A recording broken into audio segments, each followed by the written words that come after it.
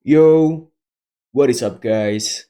I hope you guys are having a great day, and I hope you guys are doing fine as well. Dan di video kali ini, gue akan ngebahas tentang supply and demand, oke? Dan kenapa most of cases orang yang pakai supply and demandnya tidak bekerja, oke? Jadi langsung aja ke videonya. Oke, kita akan ngebahas supply and demand. Kenapa sih supply and demand ini nggak bekerja? Oke, dan first of all, ya, pertama-tama, oke, perhatikan chart chart arrow ini ya yang gue buat sendiri. Oke, kalian perhatikan. Now, supply and demand zone kebanyakan ya tidak akan bekerja apabila kalian memakai supply and demand zone seperti ini. Oke. Seperti apa sih maksudnya?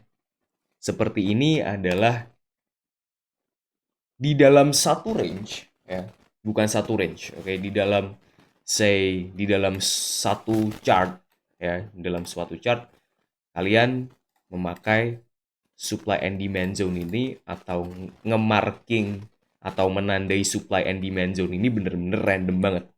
Supply zone di sini, supply zone di sini, supply zone di sini, demand zone di sini, demand zone di sini, demand zone di sini. Nah, hal itu nggak akan bekerja, oke, kemungkinan besar, ya. Karena apa? Ya karena tidak ada dasaran structure-nya, oke. Supply and demand zone tidak akan berarti apa-apa apabila kalian tidak memahami structure, oke. Apabila kalian nggak memakai structure, sama aja kayak gini, oke. Sama aja nih, oke. Ini kita kecilin, ya. Kita kecilin. Setelah itu kita random aja nih, random aja kita pakai si horizontal ray, kita taruh sini. Let's say, oh ini point of interest gue nih, ini si horizontal ray ini. Dan ya of course suatu saat ketika harga ini menyentuh si horizontal ray ini, oke, random gue kecilin terus kita gedein lagi, ya. Tuh, oh shit nih, lihat horizontal ray yang gua tandain di sini. Tuh, kalian lihat di sini ini ada false break, ya.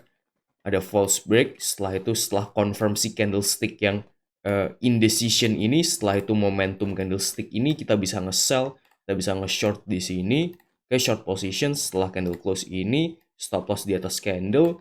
Setelah itu kita bisa menargetkan 1/2, boom, dapat 1/2. Ya of course, man. Apa bedanya kalian pakai supply and demand atau kalian mempelajari smart money concept dengan retail concept? Apa bedanya kalau kalian pakai supply and demand, di mana supply and demand ini lebih ke smart money concept, kalian pengaplikasian supply and demand-nya kayak gini, ya. Apa bedanya? Oke, nih, ini yang si horizontal ray atau si point of interest pertama. Kita lihat point of interest kedua. Oke, nih, point of interest kedua. Nih, harga menyentuh sini, ya. Harga menyentuh, setelah itu dia ngebreak dengan si candlestick yang bervolume ini, yang momentumnya gede ini. Setelah itu, nih, kita sell lagi di close candle. Setelah itu stop loss di atas candlestick. Oke, and then ya udah, nih, running bisa sampai 1/3 profit, ya. Of course, man. Kalian kalau memakai supply and demand, tapi dalam pengaplikasiannya kalian bermindset atau mempunyai mindset sama seperti retail trader, ya, dimana say contohnya, ya, ini kan udah gue kasih ini, ya. Contohnya adalah say kalian, oh shit, ada demand zone di sini, ya, ada demand zone di sini, oke. Ada demand zone di sini, clean banget nih, oh shit, ini demand zone clean banget, ya kan. Kita zoom in, coba Coba lihat nih demand zone-nya.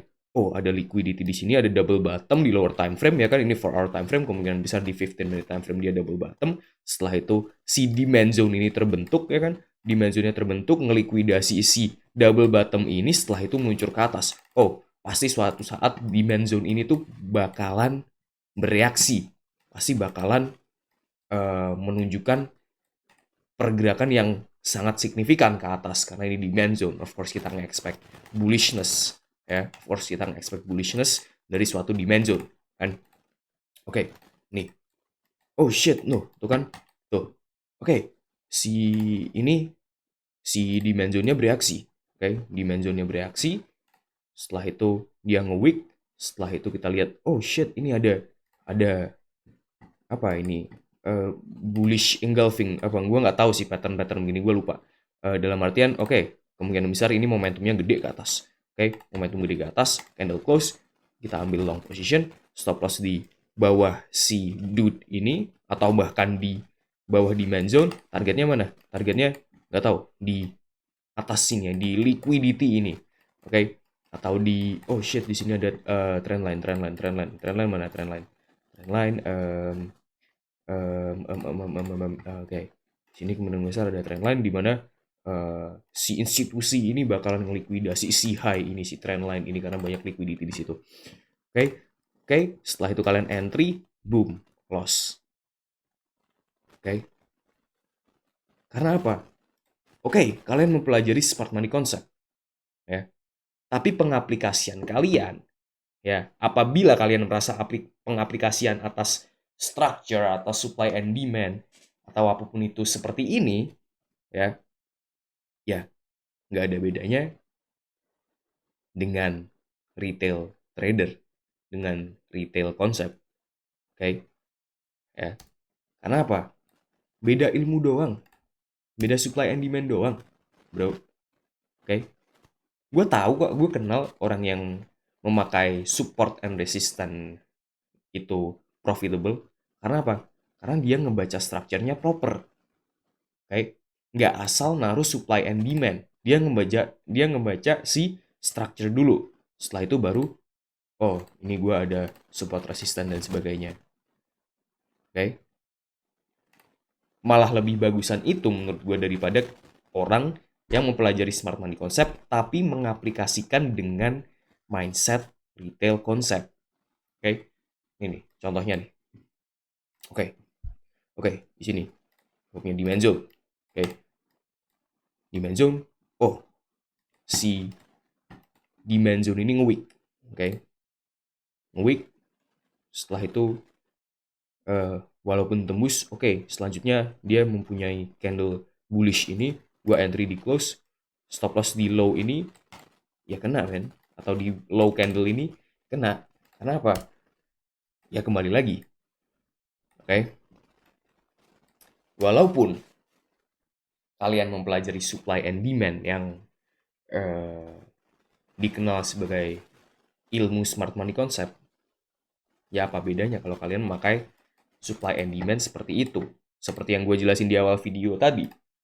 Kalau kalian memakai supply and demand seperti itu, ya, saya ini demand zone, supply zone. Oke, setelah itu supply zone lagi. Aduh. Weh, copy way. Nah, setelah itu supply zone lagi. Entah si supply atau demand zone kalian ini ada imbalance-nya, kayak entah dia habis ngambil liquidity kayak ini, kayak kalau structure-nya nggak proper, nomor satu adalah structure. Oke, seperti yang gue bilang di video apa ya, gue lupa. Yang pertama adalah directional bias, setelah itu baru point of interest, setelah itu confirmation. Kalau ketiganya nggak ada, salah satu aja nggak ada, ya udah nggak valid. Step pertama adalah kalian mencari directional bias. Directional bias nggak ada, ya udah ngapain nyari point of interest setelah itu confirm? Nggak ada gunanya. Oke, directional bias dulu. Kalau ada, kalau proper, pakai. Setelah pakai, kalian cari point of interest. Point of interest ada, point of interest valid. Ketika harga menyentuh point of interest kalian, baru cari confirm. Udah. Nih contohnya. Yang gua kasih tahu tadi. Nih, demand zone. Clean banget. dia ada imbalance nih, di antara sini sama sini nih yang masih valid nih. Ini imbalance. Oke, imbalance FVG lah, apalah, nggak tahu nih kotak. Oke, nih gue gambarin kotak sebagai imbalance-nya. Kotak. Aduh, kotak buat apa ya, lupa. Oke, anyway, demand zone ya. Oke, ini ada demand zone-nya, setelah itu ini imbalance-nya ya kan. Oke. Ini pasti ketika harga ke sini ya akan termitigasi dan harga akan langsung nge-launch ke atas ya kan. Padahal enggak. Oke, padahal enggak. Ya, nomor satu adalah kalian harus memperhatikan structure-nya dahulu. Oke. There is no such thing as supply and demand zone tanpa structure. Oke. Contoh. Contoh. Ya, sekali lagi kalau kalian merasa bahwa kalian nge-marking up atau menandai supply and demand zone-nya begini, salah satu solusi adalah kalian harus mendalami structure terlebih dahulu. Oke, mendalami structure. Oke, bukan asal tahu, dalam artian bukan asal tahu high, low, higher high, higher low, higher high, higher low, higher high. Ya semua orang tahu, bre. Oke. Ya nggak semua orang mungkin ya, tapi most people yang baru terjun ke dunia trading pun tahu gitu. Oke. So, anyway. Ya. Anyway. Oke. Structure range. Oke. Gampangnya adalah structure range. Oke, kita simpelnya adalah oke. Setelah kita tahu si dasarnya high, low, higher, higher, low, low, high, lower, low, lower, high dan sebagainya. Contoh ini. Oke. Low, high, lower, low. Oke, karena ini di week nggak kehitung sebagai sebagai break of structure. Oke. Tidak dihitung, which means apa? Structure range-nya ada di mana? High ini sebagai apa? Protected high daripada time frame ini, satu time frame doang. Oke. Sekarang liquidity-nya di mana? Oke. Liquidity adalah structural liquidity ada di sini. Nah, oke. Sorry, ada di sini. Ya. Oke. Structural liquidity udah tandai juga. 4 hour, tandain dulu. Nah, jadi ya di antara high ini, oke, dan low ini itu adalah range ya, bearish range in this case ya, di time frame ini, di time frame 4 hour. Oke. Setelah range-nya terbentuk ya, kalian baru bisa mencari demand zone atau supply zone ya, in this case.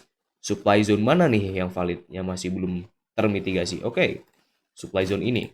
Oke, supply zone ini apakah dia masih valid? Kita lihat. Oh enggak. Dia setelah tertembus, dia udah termitigasi. Kita coba candlestick selanjutnya, apakah dia masih valid? Oh, enggak juga. Dia udah termitigasi. Setelah itu candlestick selanjutnya. Oke, apakah udah termitigasi pada saat harga di sini? Belum. Oke, dia masih belum termitigasi. Termitigasinya kapan? Termitigasinya adalah ketika harga menyentuh dengan candlestick ini.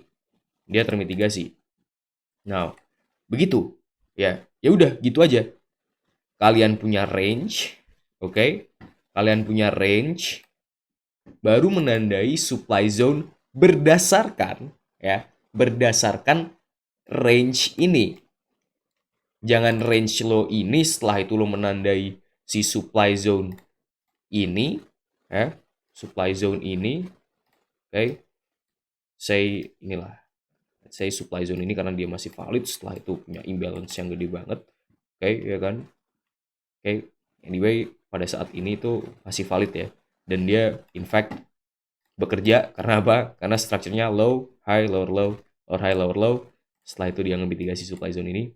Tetapi kalau kalian berpikiran bahwa oke, si supply zone ini masih valid dan masih bisa dipakai suatu saat, ya nggak ada gunanya, bro. Karena dasarnya adalah structure.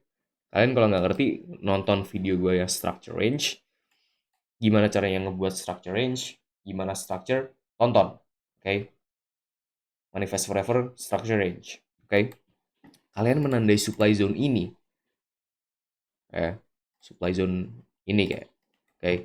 yang nggak ada gunanya. Karena apa? Ya karena ya karena ketika si range range high dan low kalian ini udah tertembus, let's say tertembus ke bawah, oke? Jadi low, high, low, let's say. Ya range-nya udah beda lagi, oke? Range-nya udah beda lagi, dia pindah ke sini protected high-nya dan structural liquidity-nya pindah ke suatu tempat di mana dia retrace. Oke, untuk time frame ini, ingat. Oke. Satu, itu contoh kalau dia bearish continuation. Kalau bullish gimana, Bang? Kalau misalkan dia ngebreak ke atas. Kalau misalkan ngebreak ke atas, ya, saya kita buat lag dulu lah ya. Set, set, ngebreak ke atas. Oke. Ya, berarti di time frame ini, structure kalian, trend kalian itu udah bullish, man. Oke. Dia nge-retrace sedikit, range-nya di mana? Range bullish-nya adalah low ini dan high ini, structure range. Oke. Dan ketika harga pada saat ini ya, pada saat ini let's say pada saat ini, oke, nih, oke. Harga saat ini itu terbentuk di time frame ini tuh kita bullish. Jadi ngapain? Jadi ngapain kita mencari short di suatu supply zone di sini, di suatu supply zone yang eh, mempunyai imbalance dan I don't know, ngambil liquidity ya, ngambil liquidity nih misalkan nih si supply zone ini pasti suatu saat akan menahan harga, ya kan? Akan menahan harga karena oh shit, misalkan si supply zone ini tuh um, habis ngambil liquidity dari high ini, setelah itu mempunyai imbalance yang gede, ya kan? Ya walaupun sekarang udah nggak ada sih, oke? Misalkan imbalance-nya gede, habis ngambil liquidity ini, setelah itu setelah supply zone ini terbentuk, dia langsung benar-benar terjun, oke?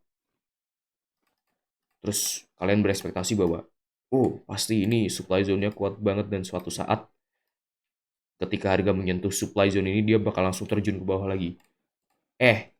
Lihat dulu ya. sorry, sorry. Gue bukannya marah ya, gue bukannya marah. Oke. Now, lihat dulu structure-nya. Oke. Lihat dulu structure-nya. Apakah make sense menurut kalian? Nih misalkan nih ya. Ini supply zone. Oke, supply zone. Oke.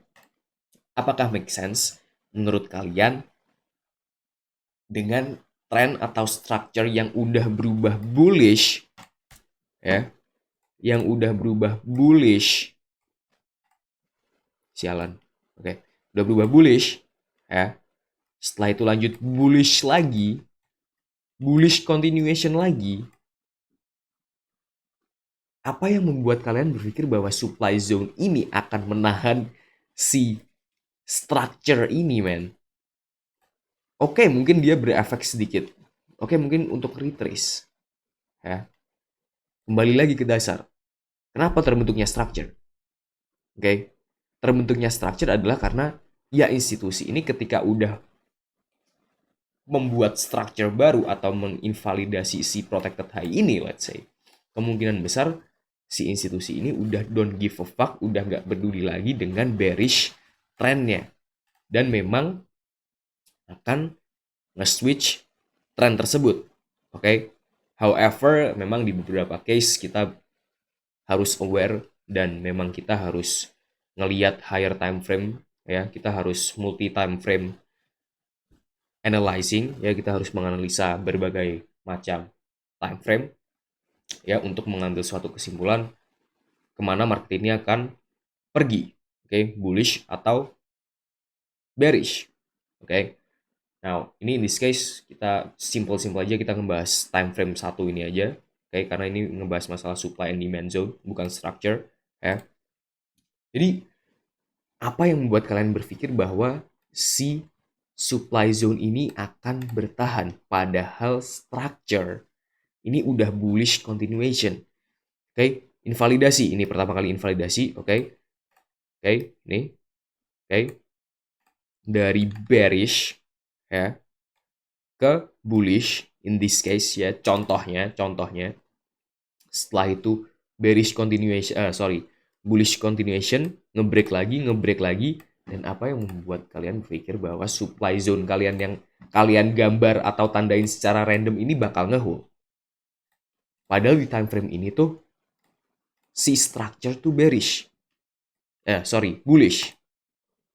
Ya. Jadi ingat, rule number 1.